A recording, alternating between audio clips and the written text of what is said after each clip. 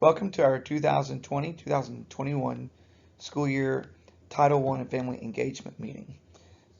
This presentation will cover information specifically for Athens City Middle School. Although there is a requirement by the Every Student Succeeds Act for us to have a meeting such as this each year, it is our desire to make sure that you as a parent and family and community member are informed about us being a Title I school, what requirements that entails, and how you might be able to be involved in our programs. We feel like it's important for you to understand from our perspective what family engagement looks like. In short, family engagement is owing to the old phrase, it takes a village to raise a child. So when we talk about family engagement, we're looking at ways that the school, in addition to other community members, can play a role in supporting you and your family and your children. We also would want to help you understand that we see the middle school playing a role in this family engagement as your student and child moves from elementary stages on towards high school and adulthood. This stop at the middle school is a very important time, and it's a very, very important process that we want to help you walk through and give you the support that you can benefit from. Also, we understand that we're only one piece of the family engagement puzzle for you and your family. We understand that there are many other programs, both before school or after school, from area churches or other community events and opportunities that all play a role in helping your family succeed. Our goal would be to be in line with this quote by the Cantors. In other words, we want to come alongside you and maybe, in other words, circle the wagons around your middle schoolers and give them protection and support in whatever ways that they need that. We can accomplish that together, both from the home perspective and the school perspective. There are many established benefits of family engagement, not only for school personnel, but also for students, for parents and families as a whole, and for every stakeholder involved in the school setting. There are benefits. For students especially, things like a more positive attitude and better behavior, higher grades, and growth throughout the year. For parents and families, things like a better relationship with the school that your children attend. We understand that at times people have had bad experiences with schools, either as students themselves or later on as adults. Family engagement allows us to bridge those gaps and work together. And then also the benefits for teachers and schools are they benefit from these students that have more positive attitudes. It improves relationships between teachers and these families. And the school becomes more of an integral part of the community rather than just a place that the children go to for several hours each day. Through the remainder of this presentation, we hope to present you information that will help you understand more about the Title I program, including things like parental rights and what we choose to use funds for to benefit your students. You also hopefully understand a little bit more about our school improvement program and our related goals to that program. Also the funding piece. How is it that we fund family engagement and other programs related to a Title I school? And then also some more details about what all your students will be doing with regard to curriculum, testing, and how you as a parent can further be involved. The Title I school is the product of the 1965 Elementary and Secondary Education Act and has been updated throughout the years. Title I schools receive extra funds based on identified students who are having academic difficulties. These extra funds are used to purchase a variety of supports to help these students in their academic success. One of the significant pieces involved in the Title I law is the involvement of families and parents. The idea is that the federal government does not want a school to use funds merely for the benefit of teachers, nor just the benefit of individual students, but to use the funds in a way that benefits the whole, all stakeholders that might be involved. So I want to be careful to note the rights as families and parents of Title I students that you have. The first would be to be involved in decision making at both the school and the district level. To be provided with information on your child's level of achievement on tests in reading, language arts, writing, mathematics, and science. Request and receive information on the qualifications of your child's teacher and paraprofessionals who are working with your child. And you have the right to request opportunities for regular meetings to formulate suggestions and to participate, as appropriate, in decisions about the education of your child. The school is required to respond to any such suggestions as soon as practically possible. While keeping our aim on the primary purpose of Title I funds, that is benefiting students, faculty and staff in our schools, as well as families and community members, we receive guidelines through the Title I law for what we can use Title I funds for. One of the options is to use these funds to increase the number of teachers or paraprofessionals that we have in our building. That could result in additional programs available for students or result in smaller class sizes for students. We could also use these funds for additional teacher training or before and after school programs for our students. Another option would be to cultivate family and community involvement through various activities, or to purchase teaching materials, equipment, or technology that would aid both instruction or other opportunities for students. Let's take a look at how we plan to use the Title I funds allotted to us this school year. First, we're looking at including some additional staff with these Title I funds. Secondly, we plan on providing additional technology supports for our teachers, both with software programs as well as needed hardware.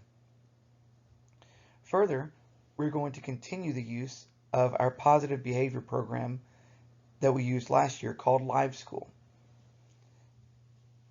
In addition to that, we're going to continue to support each of our teachers through virtual trainings as well as trainings with the Microsoft Office suite. Each year, we create a school improvement plan. This improvement plan is developed by a team of representatives within the school, and if you notice also, the school must include family representatives on this school planning team. This planning team takes time to look at what needs we have within our school, looking at both academic and non-academic data.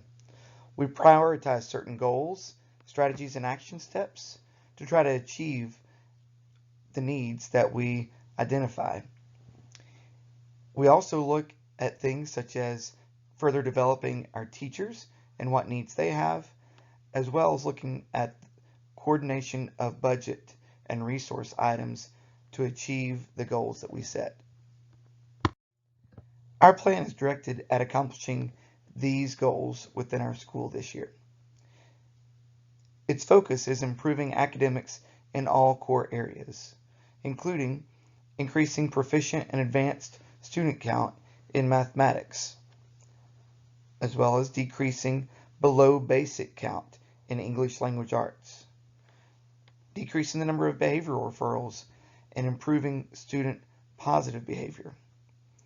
We also want to take time and energy to focus on the achievement gap that we are likely to experience as a result of closures due to the COVID-19 pandemic. We hope that these goals will help us to improve overall academic achievement at Athens City Middle School. According to the Elementary and Secondary Education Act, a certain percentage of Title I funds are to be allocated for the purpose of parent and family engagement. We want to encourage you as a parent or family member to be involved in this process. This is a right that you have according to the Title I law. You have the right to be involved in how this money might be spent for the good of our school and community. For our funding model, we're allotted $1,100 in parent and family engagement funding for the 2020-2021 school year. Our primary focus for the use of these funds will be our parent and family engagement meetings and events. These, until further notice, will be held virtually at each school. Please visit the Athens City Schools website for a listing of when these meetings will occur. The parent and family engagement policy is developed by each Title I school according to the requirements of the Elementary and Secondary Schools Act.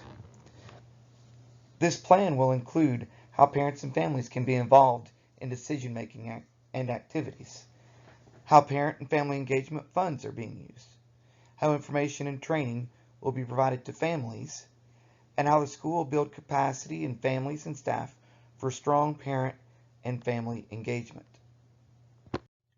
Our specific policy as a district for parent and family engagement will be shared at each of the parent and family engagement meetings held at the schools, or virtually in the case of this year. But also, this policy can be accessed through the school website using the link found on this slide. The School Parent Compact is an agreement between the teachers, families, students, and the entire community that we all share responsibility for improved academic achievement in our schools. This compact will describe various ways the school will make connections between teachers and families and homes. For example, the compact will lay out opportunities for parents to report on their child's progress. We will provide parents reasonable access to staff. We'll hold conferences and annual events in both the elementary and middle schools. We'll provide parents opportunities to volunteer and be a part of the school. We'll also make sure that we have communication that is open and encouraged between family members and staff. The Athens City Schools School Parent Compact will be made available at each family engagement meeting. This compact is also available at the link provided on this slide. The state of Tennessee provides standards for academic achievement across all grade levels and all subject areas. Athens City Schools follows these standards and matches with those standards for everything that we teach. For more information about those academic standards, you may use the link provided at the bottom of this slide. Power School is the main program that we use to take benchmark and common assessments throughout the year. We emphasize the quarterly benchmarks and set standards for students to achieve. We base those standards of proficiency on the most recent cut scores provided by the Tennessee Department of Education. As Mr. Simmons famously says, the most important test is always the next one. And this is the goal that we try to put out there for our students as they take each of these benchmarks and common assessments. The Tennessee Department of Education releases an annual report card on Tennessee schools. This report card includes data for the district, the state, and the school level each year. It includes information such as demographics, achievement, academic growth, attendance, graduation rate, and more.